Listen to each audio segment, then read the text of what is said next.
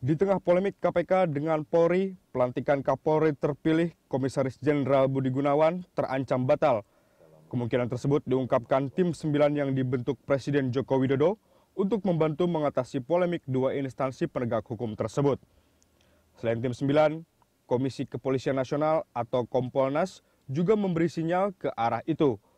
Presiden Joko Widodo kabarnya sudah meminta Kompolnas untuk merekomendasikan nama lain untuk calon Kapolri setelah Komisaris Jenderal Budi Gunawan ditetapkan sebagai tersangka kasus suap oleh KPK. Sejumlah nama yang sudah pernah direkomendasikan oleh Kompolnas pun kabarnya kembali diserahkan kepada kepala negara untuk dipilih sebagai pengganti Budi Gunawan. Sejumlah pihak bereaksi dengan wacana batalnya pelantikan Kapolri terpilih ini. PDI Perjuangan sebagai partai utama pendukung pemerintahan Jokowi JK merasa kecewa karena kerja keras mereka mengawal Komisaris Jenderal Budi Gunawan untuk diloloskan oleh Komisi 3 DPR seolah sia-sia. Lebih jauh, hubungan Presiden Joko Widodo dengan PDI Perjuangan juga diprediksi akan memburuk jika pelantikan Kapolri terpilih batal. Di sisi lain, tim kuasa hukum Komisaris Jenderal Budi Gunawan tetap optimistis pelantikan tetap dilakukan setelah klien mereka memenangkan sidang pra-peradilan atas KPK. Bagaimana kelanjutan wacana pembatalan pelantikan ini? Apakah benar pihak istana hanya tinggal menunggu waktu yang tepat untuk membatalkan pelantikan Komisaris Jenderal Budi Gunawan? Ya, pemirsa, untuk membahas hal ini sudah hadir dua narasumber pagi ini di studio Berita 1 TV. Ada Komisioner Kompolnas Muhammad Nasir dan ada Rasman Arif Nasution, anggota tim kuasa hukum Komisaris Jenderal Polisi Budi Gunawan. Selamat pagi, Pak Nasir. Selamat pagi, Bang Rasman. Selamat pagi. Saya ke Bang Rasman dulu, Bang. Mungkin tanggapannya sih sedikit terkait dengan adanya penundaan lagi sidang pra-peradilan. Rencananya baru akan dilakukan Senin pekan depan. Sebenarnya kalau kami dari kuasa hukum dan teman-teman kita akan membentuk tim ya yang beracara di sana. Itu ada Pak Fredrik, teman-teman semua, tapi kami bersinergi semuanya. Saya ingin katakan bagi kami sebenarnya ini dalam pikiran kita, dugaan kita, KPK itu hanya buying time saja.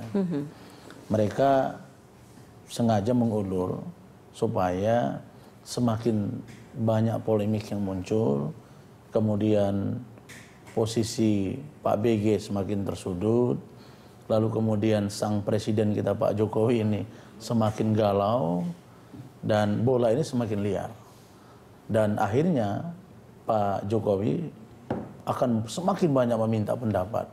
Yang saya tidak habis pikir, sampai-sampai Kementerian Pertahanan dengan Panglima TNI pun dimintai pendapat. Padahal ini urusan calon Kapolri yang tidak ada hubungannya dengan urusan dugaan kita ya, quote and quote itu kudeta atau apa. Oke. Nah, oleh karena itu maka pra-peradilan itu menurut kami memang sesuatu yang patut ditunggu oleh Presiden. Kenapa? Karena putusan itu akan dapat menjawab semua persoalan yang muncul saat ini. Jadi tidak perlu ada yang mendesak mengundurkan diri dan atau lain sebagainya. Karena sebenarnya dalam undang-undang tidak ada yang mengharuskan Pak BG itu mundur. Saya sempat mendengar jawaban dari KPK mengatakan bahwa alasan kenapa mereka kemudian tidak hadir ketika sidang pra-peradilan karena ada perubahan dari isi materi pra-peradilan itu sehingga mereka membutuhkan waktu untuk menyiapkan kembali. Saya pikir materi persidangan dengan hakim tunggal yang kita sebut dengan pra-peradilan. Pra-peradilan ini kan pra-adjudikasi gitu ya.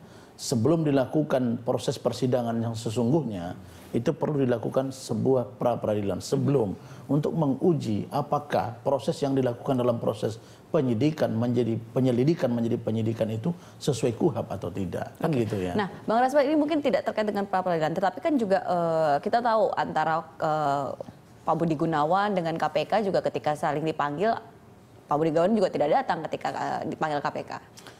Pak Budi Gunawan, kita jangan silap, beliau tidak datang dengan 3 alasan. Ada alasannya.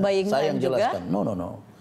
Beliau tidak datang, pertama, itu dalam MOU yang diatur antara KPK, Polri dan Kejaksaan itu, jika seseorang diberi status tersangka dan atau dipanggil, itu harus melakukan fungsi koordinasi dan supervisi. Itu harus pemberitahuan. Masa tidak diberitahukan? Jadi sampai hari ini pemberitahuan resmi dari KPK bahwa Pak Budi Gunawan itu tersangka belum ada. Saya tanya langsung Pak BG. Yang kedua. Tapi sudah ada surat pemanggilan. Nah, justru itu yang kita kaget. Nah, belum ada pemberitahuan masuk pemanggilan. Oke, saya dengar penjelasan dari saudara atau sahabat saya Johan Budi bahwa surat panggilan itu adalah merupakan pemberitahuan. Sekarang pertanyaannya, surat panggilan itu sampai kepada kami tanggal 26 Januari. Diminta hadir di KPK sebagai tersangka 30 Januari. Surat panggilan itu pun diberikan tanpa prosedur. Tidak ada tanda terima, tidak tahu siapa yang menyerahkan. Seperti surat yang jatuh di tengah jalan begitu saja. Tapi kalau Bentar, saya teruskan. Lalu kemudian, apa yang dialami oleh Pak BG ini menjadi dasar bagi kami bahwa KPK mengatakan kalau 12 Januari pengumuman Pak BG sebagai tersangka, 26 Januari pemberitahuan kepada kami, katanya itu sebagai pemberitahuan sekaligus panggilan, artinya 12 Januari sampai dengan 25 Januari itu Pak BG bukan tersangka. Nah ini siapa yang bertanggung jawab dengan status dia pada waktu itu Pak BG? Sampai di paripurna DPR RI loh. Dan dipersoalkan banyak orang. Kalau persoalan ini sudah lurus, kemudian apakah nanti Pak BG juga mau ketika didatang? Nah ini yang saya katakan, kita memang berupaya melakukan inovasi-inovasi, perubahan-perubahan dari sebuah kesalahan. Hukum saja pun ada restorasi of law. Tapi yang ingin kita katakan adalah bahwa terhadap situasi yang terjadi hari ini terhadap Pak BG inilah potret. Inilah cerminan, inilah perilaku dari KPK yang tidak tertib administrasi dan tidak tertib KUHA. Oke. Itu yang perlu diketahui masyarakat. Gitu. Saya ke Pak Nasir. Pak Nasir, ini kalau melihat bahwa sampai sekarang ini, kalau tadi kita bahas sebelum on air bahwa ini seperti drama sinetron seperti itu yang masih belum berkesudahan antara KPK dengan Polri.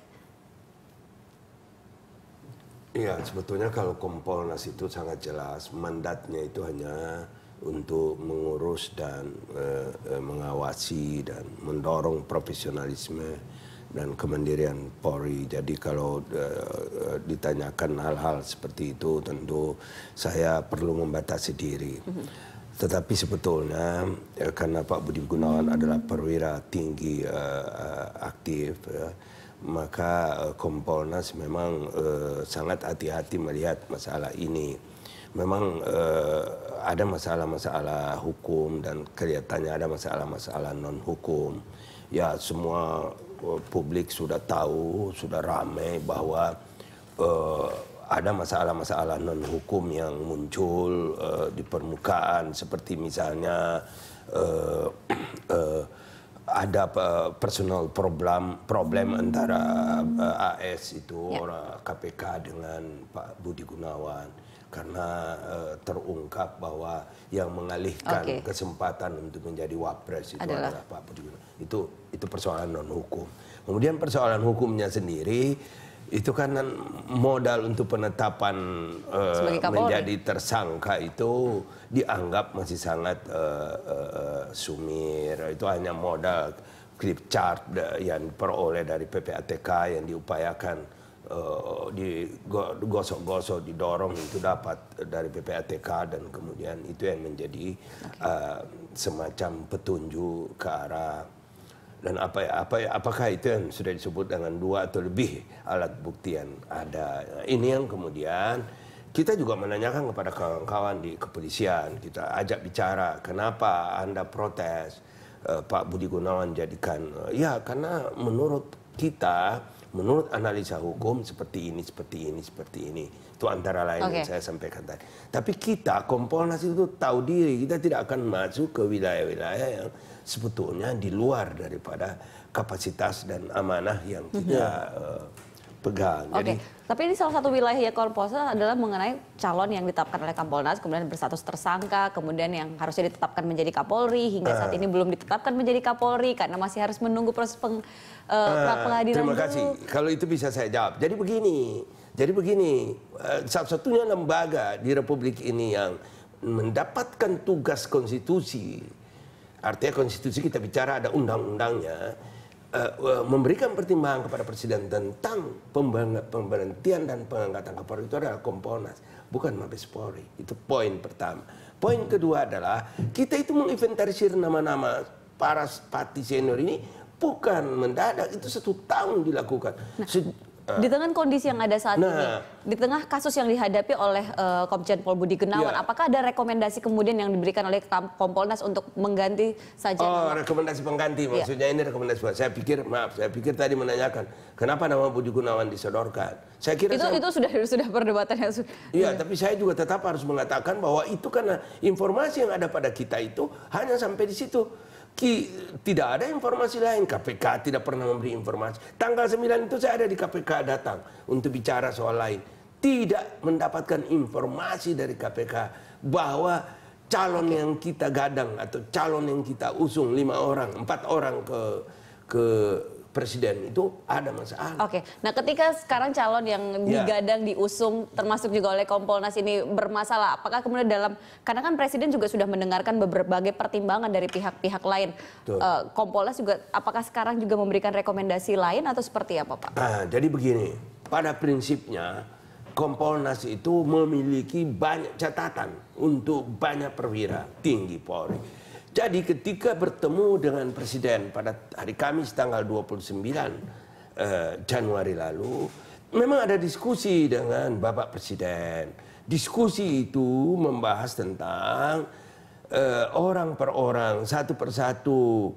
Tapi itu tidak bisa dimaknai bahwa diskusi itu tidak bisa serta-merta dimaknai sebagai Presiden akan mengganti. Tidak, Presiden itu kan sebagai seorang kepala negara perlu tahu juga siapa saja yang ada di sana, siapa saja yang ada di timur. Siapa yang ada di sana. Tapi saya ke Bang Rasman dulu. Bang Rasman, ini kalau ada kan pernyataan dari Mensesnek Pratikno yang menyarankan agar Komjen Pol Budi Gunawan ini mundur. Ada advice tidak dari tim? Apresiasi kepada abang saya, yang Bang Lubis ini, bahwa inilah seharusnya etika seorang komisioner. Beliau ini tidak mau berbicara di luar konteks prosedural dan kewenangannya. Jadi saya berpikir pantas Adrianus Meliala ini dimarahi sama teman-temannya dan dilapor, bahkan mau diperiksa oleh Mabes Polri. Kenapa? Karena statementnya itu aneh-aneh begitu. Kita sedang mempersiapkan, sedang memikirkan. Lah, saya ingin katakan bahwa Kompolnas sebagai orang yang mengusulkan calon Kapolri dengan beberapa nama, dan itu merupakan tupoksi, tugas pokok dan fungsi daripada Kompolnas, tidak wanjakti. Lalu ini bermasalah setelah di paripurna DPR, padahal Kompolnas sudah memiliki data bahwa rekening gendut yang dimaksudkan 2010 itu sudah ada jawaban dari Mabes Polri bahwa itu rekeningnya wajar. Nah, oleh karena itu maka Kompolnas harus bertanggung jawab mengantar sampai beliau dilantik menjadi calon dalam hal ini sebagai Kapolri. Ketika Mensesnek dan banyak pihak menyarankan agar mundur, nah ini advice saya dari... akan teruskan. Untuk Mensesnek, ini kan supaya utuh ya, saya appreciate abang saya. Yang kedua masalah Mensesnek. Inilah potret model-model menteri kita sekarang, yang disebut dengan kabinet kerja.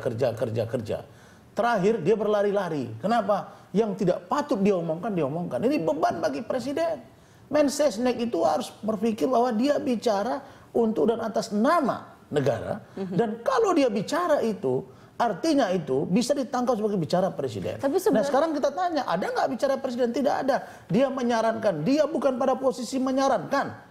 Mensesnek Pratikno itu bukan Mensesnek kalau begitu. Beliau harus jadi Watimpres saja. Watimpres pun harus menyarankan itu dalam rapat yang formal. Tidak boleh bicara sendiri-sendiri. Nah, nanti tahan sebentar dulu, kita akan lanjutkan lagi perbincangan ini. Pemirsa, kami akan segera kembali saat lagi, tetap di Jurnal Pagi.